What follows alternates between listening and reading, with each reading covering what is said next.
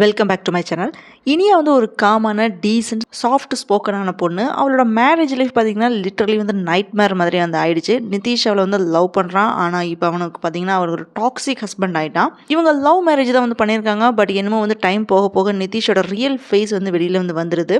இனியா லைஃப்பில் நடந்த பிரச்சனை எல்லாமே வந்து தெரிஞ்சுட்டு எழில் வந்து யூஎஸ்லேருந்து ரிட்டர்ன் ஆகிறான். வீட்டுக்கு வந்து வரும்போது அட்மாஸ்பியர் பார்த்தீங்கன்னா டோட்டலாக ரொம்ப ஹெவியாக இருக்குது. ஸோ எல்லாத்தோட ஃபேஸும் வந்து டென்ஸ்டாக வந்து இருக்குது. இனியா கூட வந்து சைலண்டாக வந்து அழுதுகிட்டே இருக்கா. பாக்கியா வந்து அமைதியாக இருக்க வந்து ட்ரை பண்ணுறாங்க. ஆனால் அவங்க மனசுக்குள்ள வந்து அப்படியே நெருப்பாக வந்து கொதிச்சுட்டே இருக்கு.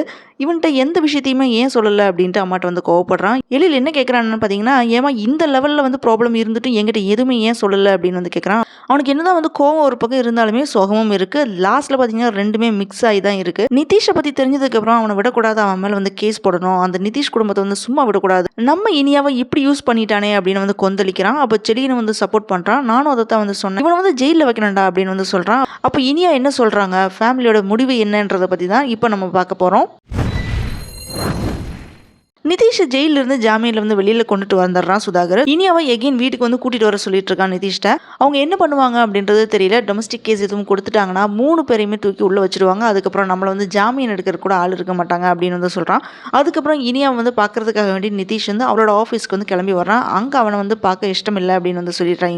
இனியாவை வந்து பார்க்க விருப்பப்படலை அப்படின்னு சொன்ன உடனே நிதிஷ் வந்து அங்கே பிரச்சனை பண்றான். அவன் போகலன்னா போலீஸ் வந்து கூப்பிடுவேன் அப்படின்னு வந்து சொல்றாங்க ஆஃபீஸில் இருக்கிறவங்க. அதுக்கப்புறம் வந்து எல்லாருமே இனியாட்டு போய் அந்த நிதிஷ் தான் ஹஸ்பண்டா, லவ் மேரேஜா இது அப்படின்னு வந்து கேள்வி மேல வந்து கேள்வி கேட்டுட்டே இருக்காங்க. அப்போ ஒருத்தர் என்ன சொல்றாருன்னா, இது வந்து அரேஞ்ச் மேரேஜா இருக்காது, இப்படிப்பட்ட ஒரு ஆளை யாராவது கல்யாணம் பண்ணி வைப்பாங்களா அப்படின்னு வந்து சொல்றாங்க. இது எல்லாத்தையும் கேட்டு இனியா வந்து குழம்பிடுறாங்க. ஆஃபீஸ் முடிஞ்சு வீட்டுக்கு போறா. அங்க போனா கோபி ஈஸ்வரி 2 பேருமே இருக்காங்க. அப்போ இனியாட்ட என்ன கேட்கறாங்கன்னா, உன்னோட ஃப்ரெண்ட்ஸ்க்கு நிதிஷ் பத்தி எதுவும் தெரியாது இல்லை அப்படின்னு வந்து கேட்கறாங்க. அப்போ இனியா வந்து தெரியாது அப்படின்னு வந்து சொல்லிடுறா.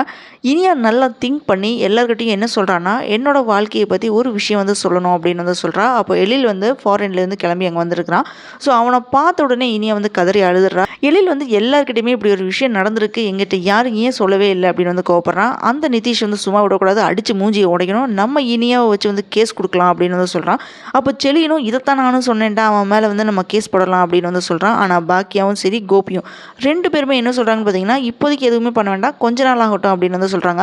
அப்போ இனியா என்ன சொல்றான்னா, என்னோட வாழ்க்கை விஷயமா ஒரு முடிவு ஒன்று எடுத்திருக்கிறேன், நீங்க எனக்கு ஏதாவது பண்ணணும்னு நினைச்சா நிதிஷ் கிட்ட இருந்து டைவர்ஸ் வாங்கி கொடுங்க அப்படின்னு வந்து சொல்லிடுறா. இதை கேட்ட உடனே ஈஸ்வரி வந்து கதறி அழுறாங்க. இனியாவை கல்யாணம் பண்ணி வீட்டுக்கு அனுப்புனா இப்படி வருவான்னு நினைக்கலையே அப்படின்னு ஈஸ்வரி வந்து சொல்லி அழுகுறாங்க. இனியா காமா அவ அம்மாட்ட நான் டிசைட் பண்ணிட்டேன் அப்படின்னு வந்து சொல்றா. அவர் வந்து என்னோட லைஃப்ல வந்து இருக்கக்கூடாது, எனக்கு இந்த தாலியும் என் கழுத்துல வந்து இருக்க வேண்டாம் அப்படின்னு வந்து சொல்லிடுறா. இனியா வந்து மாடிக்கு போயிடுறா. அதுக்கப்புறம் எழில் செழியன் உடனடியாக வந்து ஒரு வக்கீலை பார்க்கலாம் அப்படின்னு வந்து சொல்றாங்க. ஆனா பாக்கியா வந்து சைலண்டா இரு அப்படின்னு வந்து சொல்றாங்க.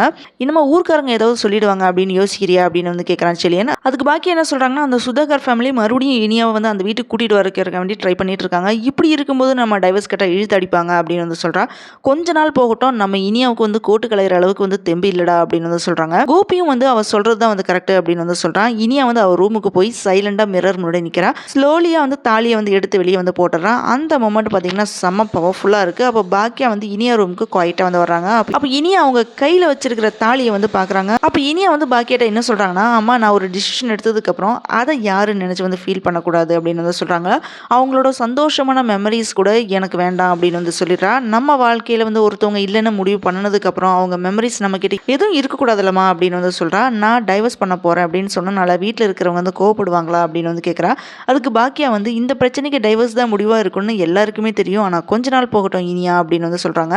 நீ இன்னும் எமோஷனலாக வந்து ரெடியா இல்லை, நீ இப்போ ஆஃபீஸ் போ, வீட்டில் இருக்கிறவங்க எல்லாருக்கிட்டையுமே மனசு விட்டு பேசு அப்படின்னு வந்து அட்வைஸ் பண்றாங்க. அப்போ இனியா என்ன சொல்றான்னா, அந்த நிதிஷ் வந்து ஜெயிலில் இருந்து வெளியே வந்துட்டான் அப்படின்னு வந்து சொல்றா. இதை கேட்ட உடனே அப்படியே பாக்கியா பார்த்தீங்கன்னா ஷாக்கிங்ல ஃப்ரீஸ் ஆகுறாங்க. என்ன ஜெயிலிருந்து வெளியில வந்துட்டானா அப்படின்னு வந்து கேட்குறாங்க.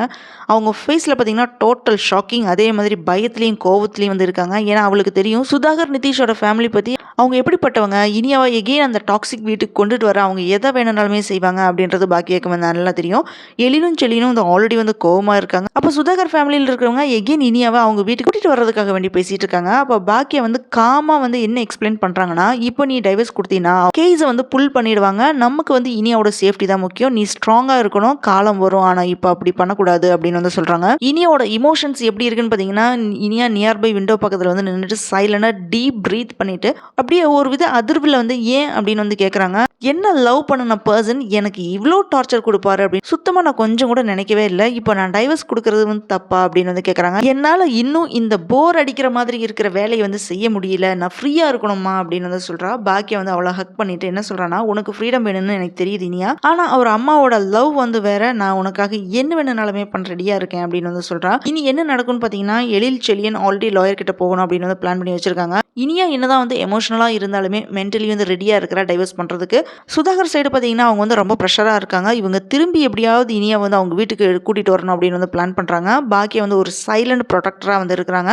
சட்ட ரீதியாகவும் உணர்ச்சி ரீதியாகவும் வந்து அட்டாக் பண்ணுறதுக்கு கரெக்டான மொமெண்ட்டுக்காக வந்து வெயிட் பண்ணிட்டு இருக்காங்க. இனியா ஃபைனலாக அவள் லைஃப் வந்து எப்படி வந்து கண்ட்ரோல் பண்ணியிருக்கான்னு பார்த்தீங்கன்னா, இந்த தாலி வந்து என் கையில் இருந்தாலுமே என் மனசில் அந்த உறவு வந்துட்டு எப்போவுமே இல்லை. நான் லவ் பண்ணது வந்து தப்பு கிடையாது, ஆனால் நான் அவங்கள விட்டுட்டு வரணும் அப்படின்னு ஒரு டிசிஷன் எடுத்ததும் தப்பு இல்லை.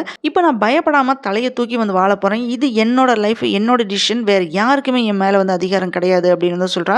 நான் டைவர்ஸ் வேணும்னு சொன்னால் அதுவும் வேணும்னு இல்லை, அது தேவை அப்படின்னு வந்து சொல்கிறா. யார் என்ன பேசினாலுமே பரவாயில்ல, ஆனால் எனக்கு இப்போ தேவை வந்து சமாதானம், அதே மாதிரி அமைதியோடு இருக்கணும் அப்படின்னு வந்து தெளிவாக வந்து சொல்லிடுறா. Thanks for joining with me. இந்த வீடியோ உங்களுக்கு பிடிச்சிருக்கும் நம்புறேன். இந்த வீடியோக்கு லைக் பண்ணுங்கள், ஷேர் பண்ணுங்கள், சப்ஸ்கிரைப் பண்ணுங்கள். Have a great day.